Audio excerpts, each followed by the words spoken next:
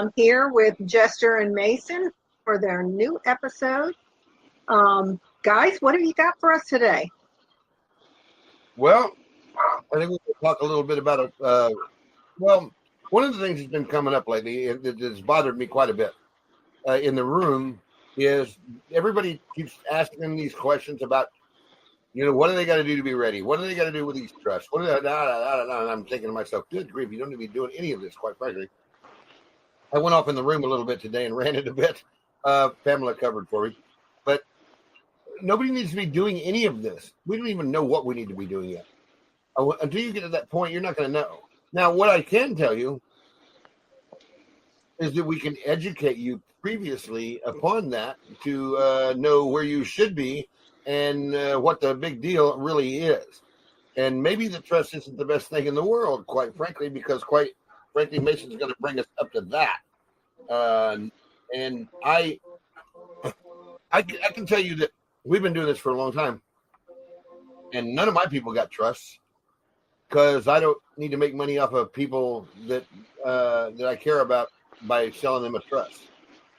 I'm worried that you guys are getting ripped off, and I'm not saying that these people have a bad scenario. Well, I'm telling you, if they don't have a freaking clue what's going to happen when it comes down, or how it's going to be assessed, or what's going to happen, people say, yeah, I know what Mason's going to say, but you don't have to pay taxes. But people are saying, oh, I got to pay taxes, or this, that, or the other thing. Well, we might get to that point to where you don't even have to do that, no matter what happens here, and you don't have to have a trust for that, right, Mason? So, nope. We're going to try to attempt to give you a little bit of a background on things that really went down. What really went down in the beginning. We're going to talk about the original and the corporate side of things today on the Republic, and what we're trying to get back to, and where we're headed with things. So, Mason, the first thing that comes up is the descriptions, obviously, or the United States of America in caps versus the Union of the several states. You can tap on that. Obviously, the one was started with the Declaration of Independence, and the other was started with the Gettysburg Address and the Incorporation of the District of Columbia. And then we can move on down. We got the Republic and a corporation, blah blah blah. I'll let you freewheel because that's what you do best. That's the first three boxes. The last box, is talking about the de jure form of government, the right, legitimate, lawful right, and that's the sovereigns. And the de facto government, which everybody's stuck tight in right now because they don't know any different. Correct? Yes. Okay. So, freewheel, my friend. Have at it.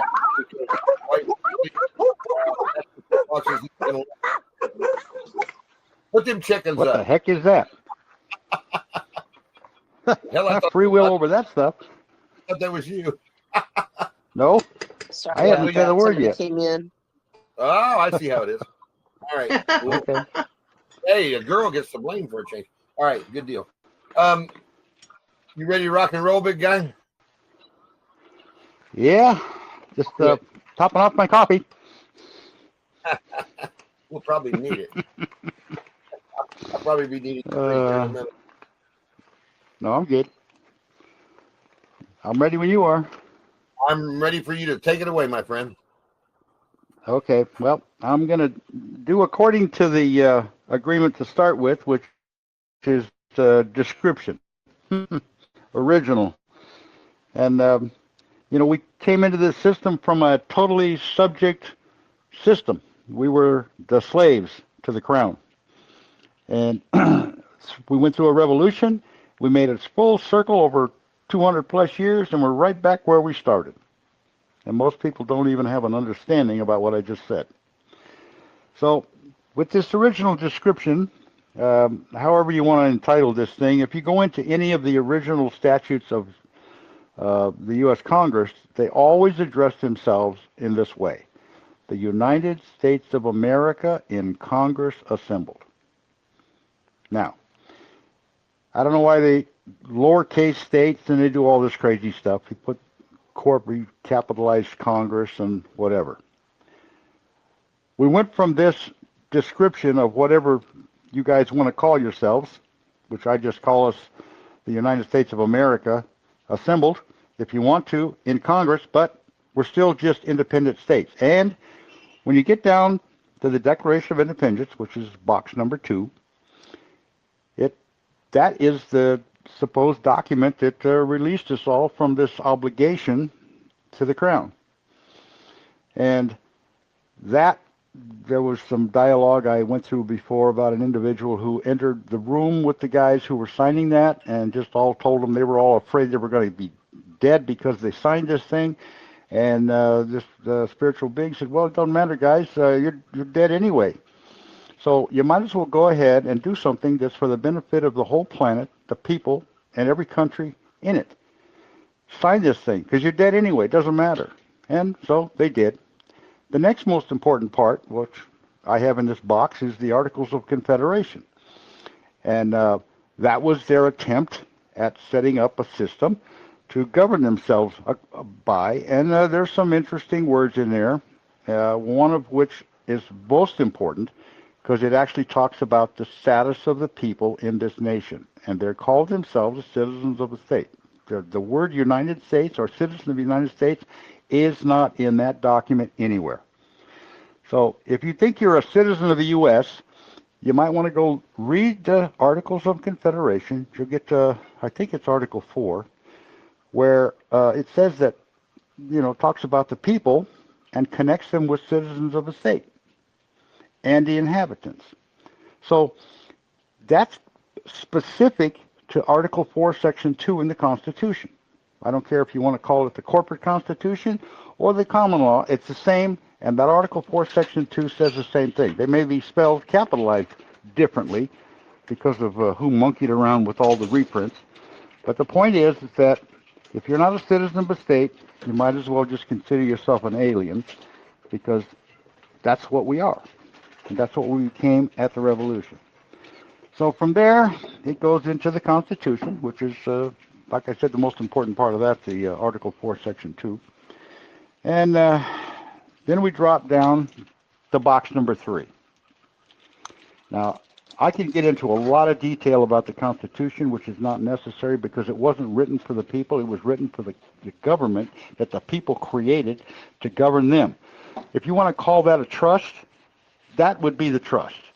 And the people, they're the actual governing body. You can't even call the people trustees because they wrote the thing.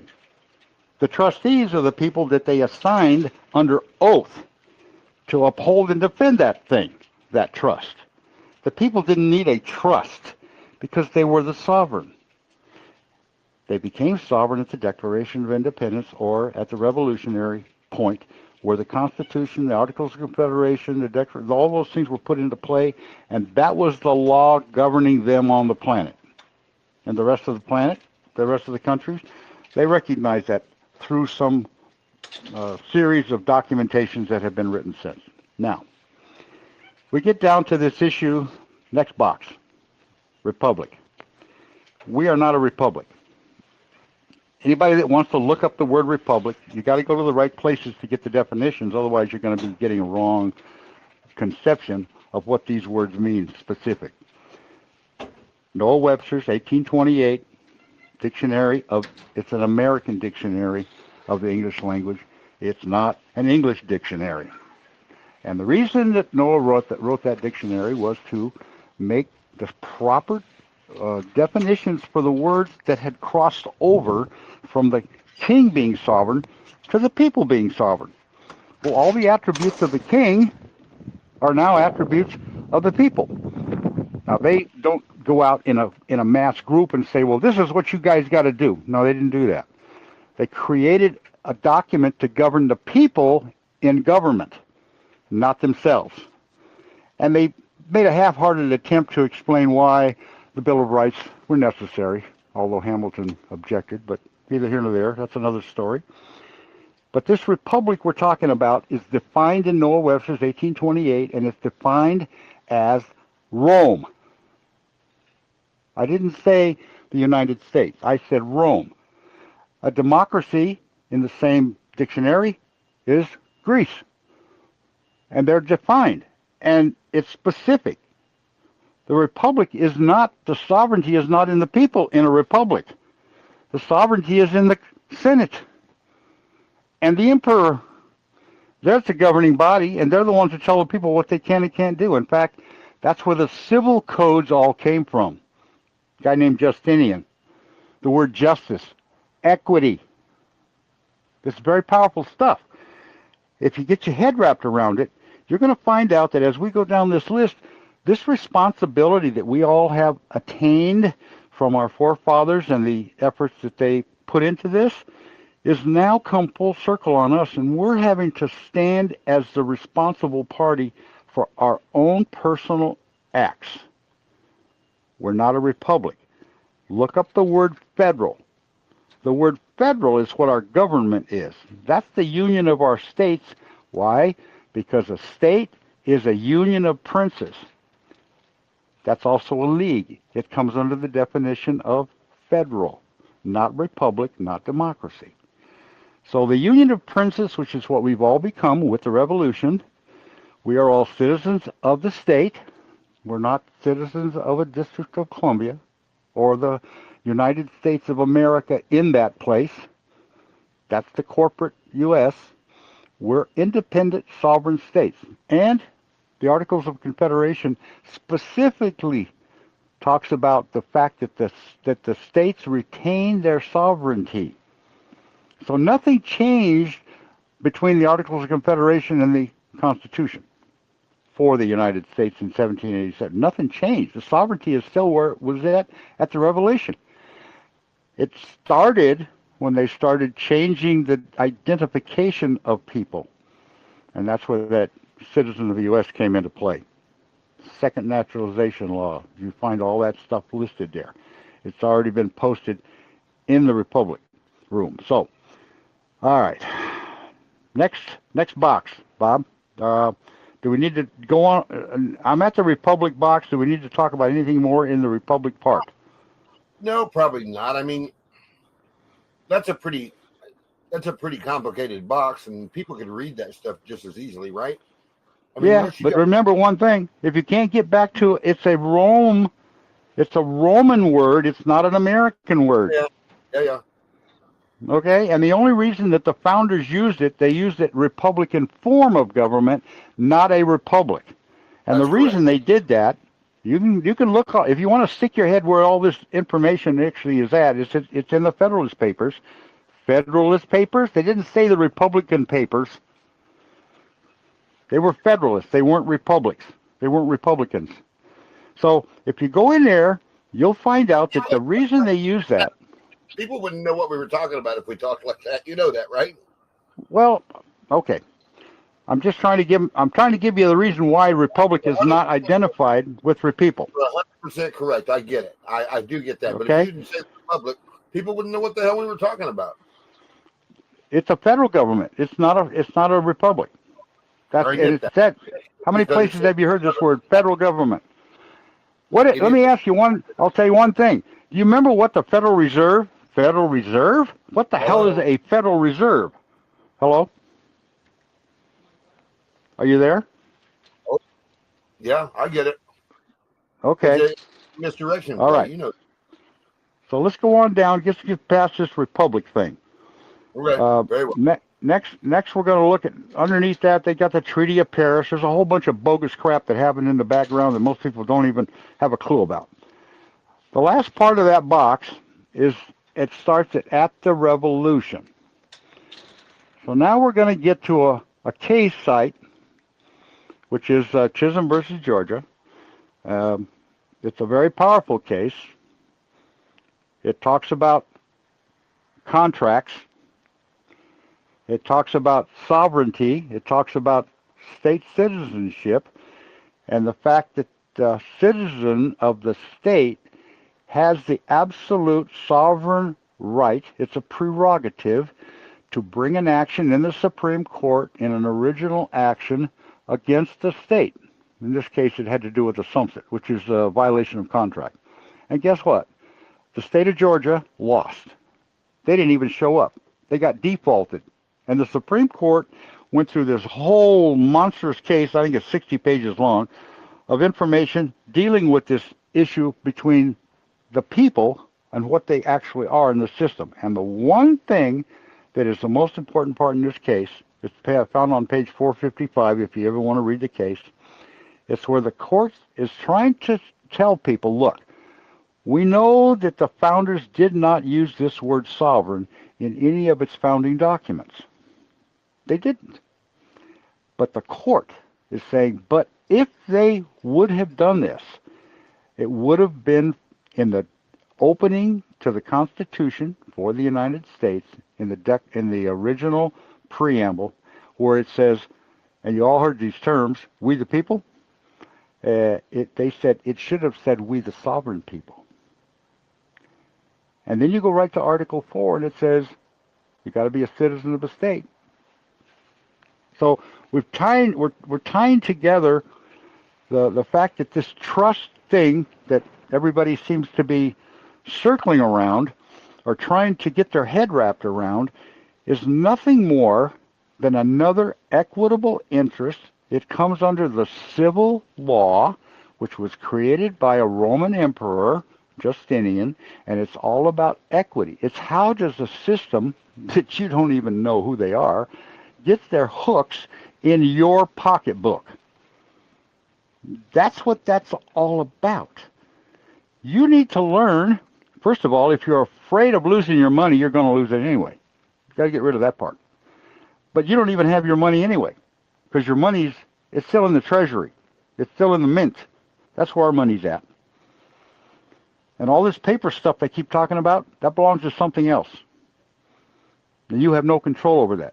You don't print it, you don't mint it, but you can sure heck go out in the hills and dig up a bunch of gold out of a riverbed. Guess what? The mint doesn't do that. They wait for you to bring the gold to them. And then they mint it, and then they convert it into what we call lawful money. That's the gold and silver. So this trust is another scam. It's designed to get control of you and your money, your property, and everything about you. How many times have you heard the banking system say, we're going to help you. You're going to control everything and own nothing. Really? Well, what do you do when you get a trust and you put somebody else as trustee? They got control. You own nothing. So this whole thing is upside down. And if Chester, if you got a lot of people that are, working to try and convince somebody of the benefits of a trust, they might want to take a look at the Constitution that was supposed to be a trust and what it allowed to happen to us over the course of 200 plus years. Well, the reality of the situation was I wanted everybody to know that this was kind of a undiscovered country, if you like. And quit listening to all the bozos that are out there telling you got to have a trust. You don't. I know that. But you can't give them something. You can't give them something that's not in them. Well, if they're truly interested in learning the truth, they first and foremost give them the frequency channel. Tell them, hey guys, get connected with yourself because you're missing it. Well, I went in on the site today and kind of dinked around with them a little bit, but I wanted to do this call with you because I knew that it would be pertinent and that we could give them something that made sense. And then in the case of something going down at a later date, it takes a minute to make a trust if that's what we really need. Although I don't really think that's the case, right? Okay. It is what it is.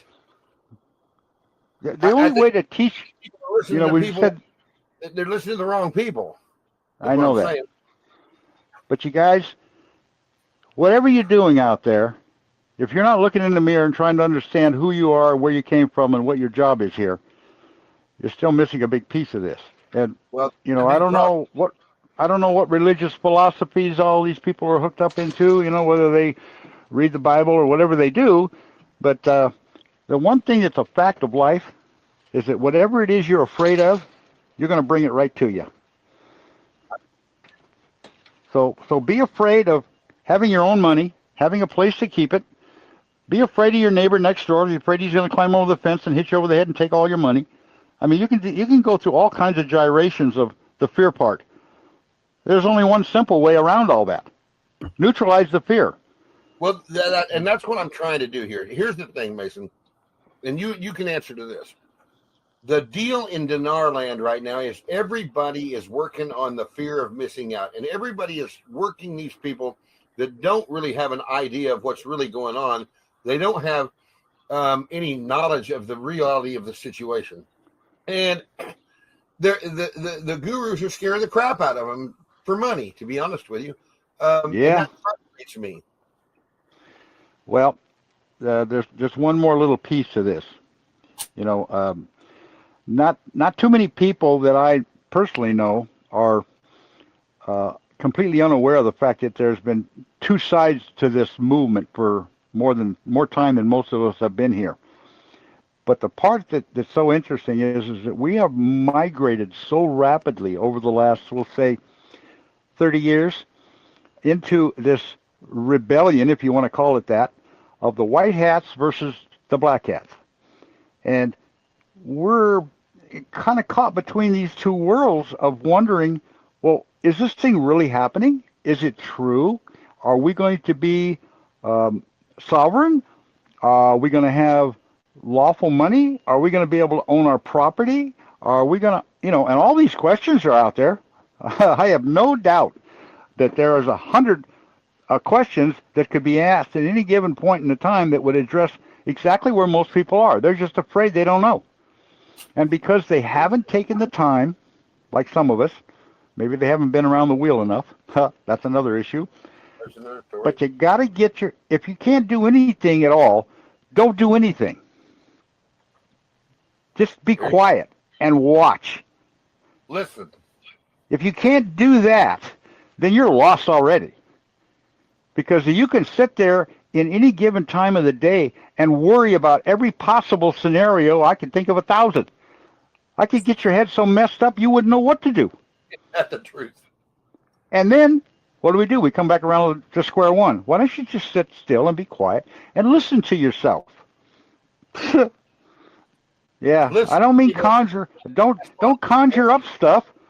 Just relax. Right. And thank the universe.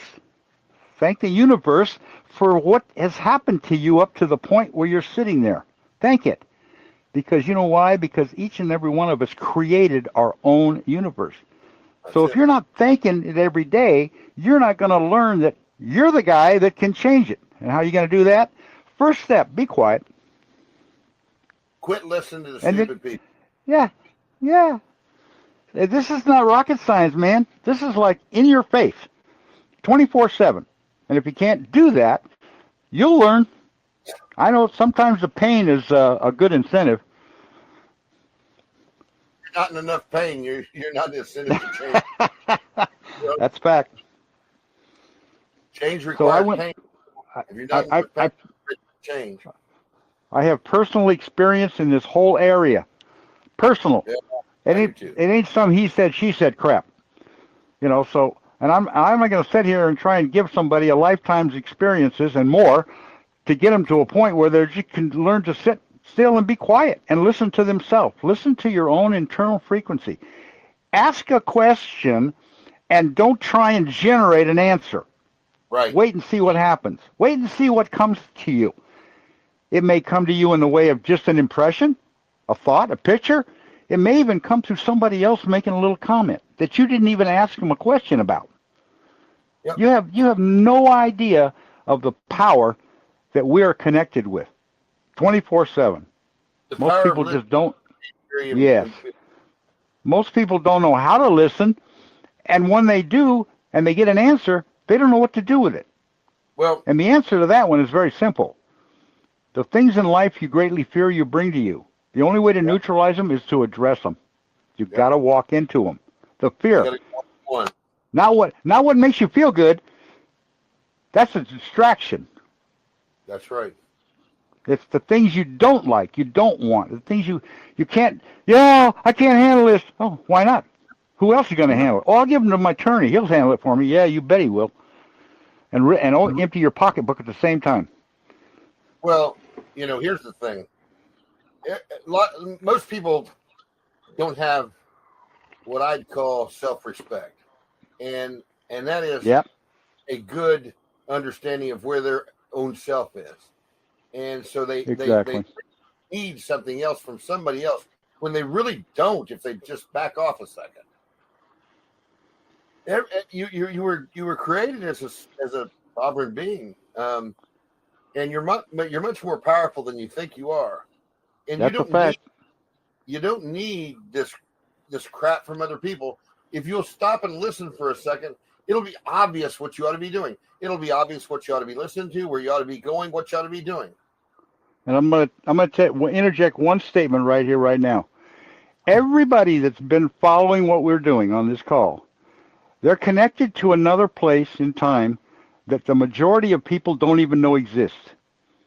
And they're here because somewhere deep inside them, they know something's rotten. They know that there's something they may need to do, but they haven't been given the assignment that they can stick their hand in and know they can still get their hand out of the cookie jar. You got to own the cookie jar. It's a good way of You got to own it. You got to own it. Yep. So if you don't own it, then it's somebody else's, and they'll tell you when and where you can do and what you can do and how much you can take out of that cookie jar. And that's not what we're about here now. This is about learning where you came from and where you're headed and how to be neutral in allowing it to take place. I learned because about that. Most people they're just fussing over everything, and they don't wait for anything to happen. Oh, I got to do this, I got to do. Oh my God, he said, she said. Oh, it's a bunch of crap. That's the hook. You need to get past that drama, guys. You need to find a peaceful spot. Exactly. And you can do it at night before you go to bed. Or when you go to bed, lay in bed and be quiet. Listen to the sound current in your head. Just pay attention, focus on it. Nothing else. And you might be surprised if you can think of a pertinent question to ask yourself.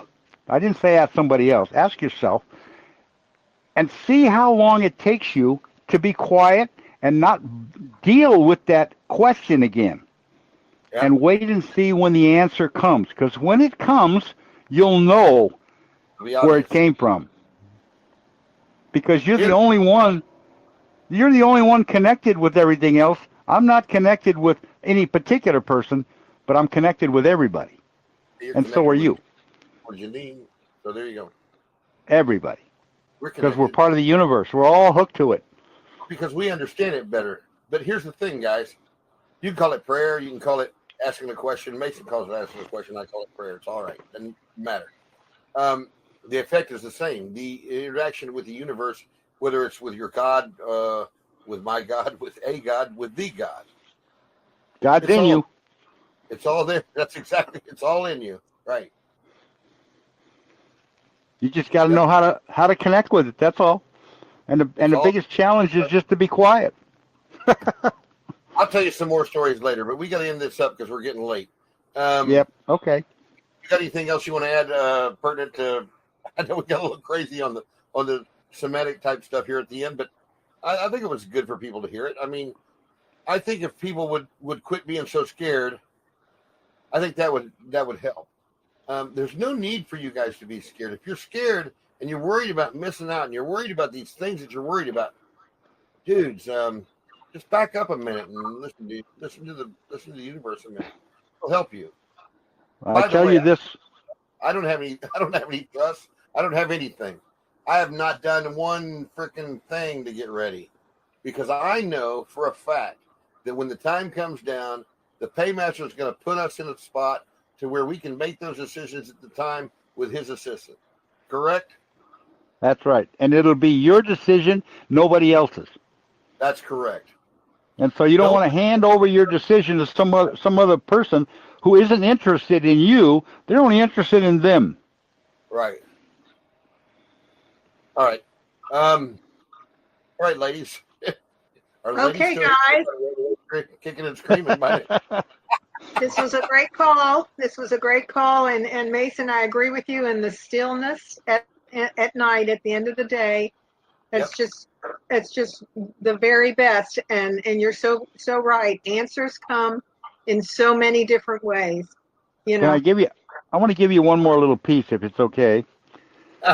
I know that there's a lot of souls out there that have a focus on a particular individual in our spiritual history. And I'm not going to say it's good, bad, or otherwise, but I'm going to say this much to you. That spiritual being got to where he is because of the things he did in life and the lessons he learned getting there. And if you think they were easy, you're mistaken. And if you think the consequences that he had to deal with at the end of that were simple, they weren't. And if you think he had fun doing it, he didn't. But guess what? He has attained the level that all the people that follow him need to come up to the plate and stand next to him. Yep. Learn how to help people without telling them that they need the help. Well, there's that. That's a good Great point. advice. That's a good point. Thank you, Mason, for that. That'll give you some perspective, guys. That ought to really make you think.